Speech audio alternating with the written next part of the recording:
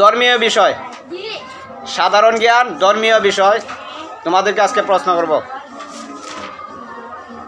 আমাদের রবকে যেরকম না, আমাদের ধর্মের নাম কি? ইসলাম শব্দের অর্থ কি?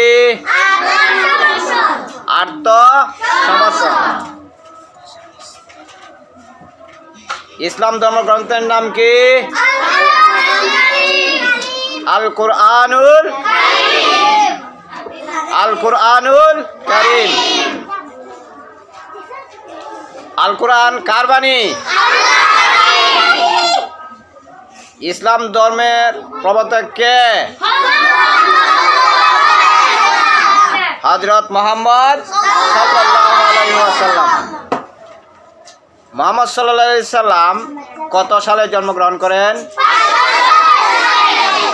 570 সালে। মুহাম্মদ সাল্লাল্লাহু আলাইহি ওয়াসাল্লাম কত বছর বয়সে নবুয়ত লাভ করেন? কত বছর বয়সে? 40 বছর বয়সে। মুহাম্মদ সাল্লাল্লাহু আলাইহি ওয়াসাল্লাম কত বছর বয়সে মৃত্যুবরণ করেন? 63 বছর বয়সে। মুসলমানের ইবাদত খানার নাম কি? মসজিদ। আমরা নামাজ পড়ি কোন জায়গায় গিয়া? মসজিদে। কোন জায়গায় নামাজ পড়ি? মসজিদে।